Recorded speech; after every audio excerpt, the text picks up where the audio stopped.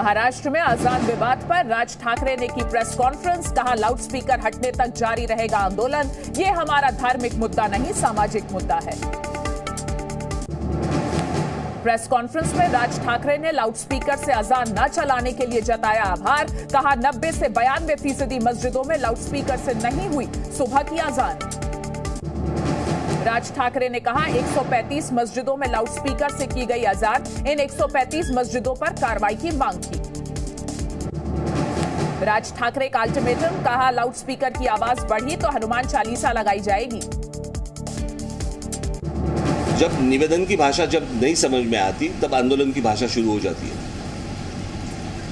और इसके लिए आंदोलन है। ये एक दिन का आंदोलन नहीं है, ये चालू रहेगा जब तक ये आवाजें लाउडस्पीकर बंद नहीं होते, तब तक ये चालू रहेगा।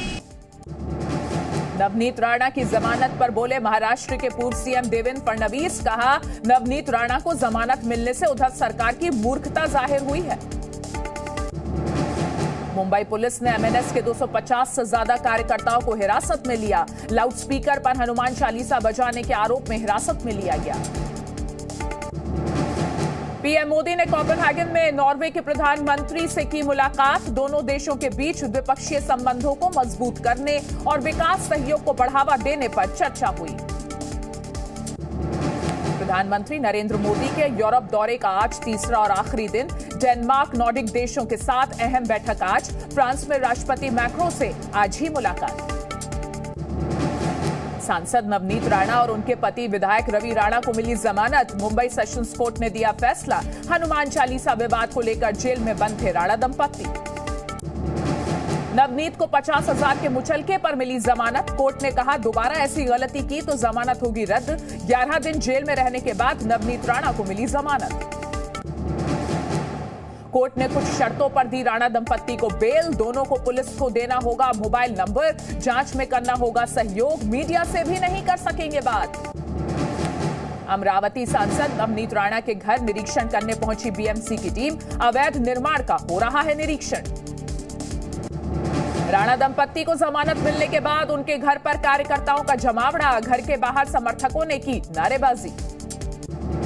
जमानत मिलने के बाद नवनीत राणा के घर पर जश्न का माहौल, घर के बाहर समर्थक छुटा रहे हैं पटाखे। एमएनएस कार्यकर्ताओं ने नासिक में मंदिर में की हनुमान चालीसा, नागपुर में पुलिस से 32 जगहों पर हनुमान चालीसा पढ़ने की अनुमति मांगी। महाराष्ट्र के अंबरनाथ इलाके में पुलिस ने एमएनएस कार्यकर्ताओं को स्पीकर के साथ हिरासत में लिया, रिक्शे में लाउडस्पीकर रखकर मस्जिद के सामने हनुमान चालीसा चलाने की कोशिश कर रहे थे एमएनएस कार्यकर्ता। महाराष्ट्र में लाउडस्पीकर के पूरे मामले पर बोले संजय राउत, कहा महाराष्ट्र में कोई भी गैर कानूनी लाउडस्पीकर नहीं चल रहा, आंदोलन करने का कोई मतलब ही नहीं। राज ठाकरे का शिवसेना पर हमला, बाल ठाकरे का पुराना भाषण ट्वीट किया, वीडियो में मस्जिद से लाउडस्पीकर हटाने की बात कर रहे हैं बाला साहेब।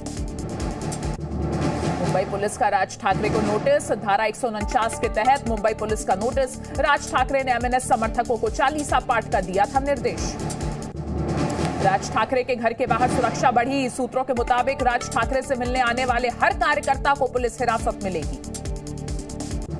एनसीपी चीफ शरद पवार ने महाराष्ट्र सीएम उद्धव ठाकरे से कानून व्यवस्था पर बात की, सीएम उद्धव ठाकरे ने महाराष्ट्र के गृह मंत्री दिलीप वलसे पाटिल से भी फोन पर बात की। नवी मुंबई में जामा मस्जिद के सामने हनुमान चालीसा पाठ करने की कोशिश में एमएनएस कार्यकर्ता हिरासत में लिए गए, पनवेल में बिना लाउडस्पीकर हुई अजान। मुंबई के दिदोशी इलाके में आज लाउडस्पीकर से नहीं हुई अजान, एमएनएस कार्यकर्ताओं ने मुस्लिम समुदाय का आभार व्यक्त किया। मुंबई में राज ठाकरे के आह्वान के बाद मुंबई लोकल में भी बजी हनुमान चालीसा, यात्री हनुमान चालीसा का पाठ करते नजर आए। नवी मुंबई के नेहरू इलाके में एक मस्जिद के बाहर बजाई गई हनुमान चालीसा, स्पीकर लेकर हनुमान चालीसा बजाते देखे एमएनएस कार्यकर्ता। महाराष्ट्र में हनुमान चालीसा और अजान पर फिर घमासान, मुंबई के चारकोप में लाउडस्पीकर पर अजान के जवाब में हनुमान चालीसा बजाई गई। मुंबई के चांदीवली इलाके में भी लाउडस्पीकर पर बजाई गई हनुमान चालीसा, एमएनएस कार्यकर्ता ने हनुमान चालीसा बजाई। नासिक में एमएनएस की कुछ महिला कार्यकर्ताओं ने एक मस्जिद के बाहर जय श्री राम और जय हनुमान का किया जाप, पुलिस ने हिरासत में लिया। ठाणे के मुंब्रा में भारी पुलिस बल तैनात। मुंब्रा में हनुमान चालीसा का पाठ नहीं कर पाए एमएनएस कार्यकर्ता। आज सुबह 5 बजे मुंब्रा में मस्जिद के बाहर चालीसा करने का दिया था अल्टीमेटम। शिवसेना नेता संजय राउत का राज ठाकरे पर हमला, कहा महाराष्ट्र में अल्टीमेटम नहीं चलता। लाउडस्पीकर विवाद के बीच सीएम उद्धव ठाकरे ने गृह मंत्री दिलीप वलसे पाटिल से की कानून व्यवस्था के बारे में बातचीत। सीएम उद्धव ठाकरे ने कानून व्यवस्था बनाए रखने के सख्त निर्देश दिए, कहा आदेश का इंतजार न करें। सीएम के आदेश के बाद महाराष्ट्र पुलिस सख्त। डीजीपी रजनीश सेठ का बयान, कहा जो भी कानून व्यवस्था खराब करेगा उसके खिलाफ कार्रवाई होगी। महाराष्ट्र में आज भारी पुलिस बल तैनात। राज ठाकरे के खिलाफ औरंगाबाद के सिटी थाने में मामला दर्ज। राज ठाकरे पर भड़काऊ भाषण देने और नफरत फैलाने का आरोप। राज ठाकरे ने 1 मई को की थी रैली।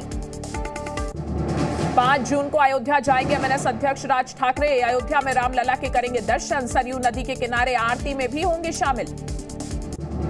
शरद पवार और महाविकास अघाड़ी के प्रमुख नेताओं की आज मुलाकात। महाराष्ट्र के राजनीतिक और प्रशासनिक मामलों पर चर्चा। दिल्ली में अवैध निर्माण हटाने का एक्शन प्लान तैयार। शाहीन बाग में 9 मई को अतिक्रमण पर होगी कार्रवाई। 4 से 13 मई तक दक्षिण दिल्ली एमसीडी करेगी कार्रवाई। आज तुगलकाबाद में चला एमसीडी का बुलडोजर। एमसीडी ने इलाके में अवैध निर्माण गिराए। दिल्ली में कंस्ट्रक्शन वर्कर्स को आज बांटे जाएंगे फ्री बस यात्रा के पास। सचिवालय पर डिप्टी सीएम मनीष सिसोदिया बांटेंगे फ्री पासेस। दिल्ली के सरोजनी नगर में झुग्गी झोपड़ी हटाने पर लगी रोक। सुप्रीम कोर्ट ने जुलाई के तीसरे हफ्ते तक अतिक्रमण अभियान की कार्रवाई पर रोक लगाई। लाउडस्पीकर विवाद पर आम आदमी पार्टी ने बीजेपी को घेरा। आम आदमी पार्टी नेता आतिशी ने बीजेपी पर लोगों की धार्मिक भावनाओं से खिलवाड़ करने का आरोप लगाया। बिजली कटौती को लेकर भी केंद्र को घेरा। जोधपुर के जालौरी गेट पर भारी पुलिस बल तैनात। कर्फ्यू के दौरान किसी को चौक के पास जाने की अनुमति नहीं। खुद एडीजी लॉ एंड ऑर्डर कर रहे हैं निरीक्षण। जोधपुर में हुए दंगों के सिलसिले में अब तक 100 से ज्यादा लोग गिरफ्तार किए जा चुके हैं। Rajasthan law and order ADG ने कहा हर छोटी बड़ी घटना पर पुलिस की पैनी नजर है। जोधपुर हिंसा पर बोले सीएम अशोक गहलोत, कहा किसी भी जाति या समाज के लोगों को बख्शा नहीं जाएगा। राजनीतिक पार्टियों से शांति में सहयोग करने का आग्रह किया। जोधपुर हिंसा के लिए बीजेपी ने गहलोत सरकार को बताया जिम्मेदार। केंद्रीय मंत्री गजेंद्र सिंह शेखावत ने कहा जोधपुर में सुनियोजित थी साजिश। अपने गृह क्षेत्र यमकेश्वर में सीएम योगी का संबोधन। यमकेश्वर में संबोधन के दौरान भावुक हुए सीएम योगी। दक्षिण भारत में लोगों को मिली गर्मी से राहत। भुवनेश्वर के कई हिस्सों में हुई तेज बारिश। दिल्ली एनसीआर में भीषण गर्मी से मिलेगी राहत। मौसम विभाग ने अगले 3 से 4 दिनों में बारिश की संभावना जताई है। Presenting B News app available on Google Play and App Store. Download it now.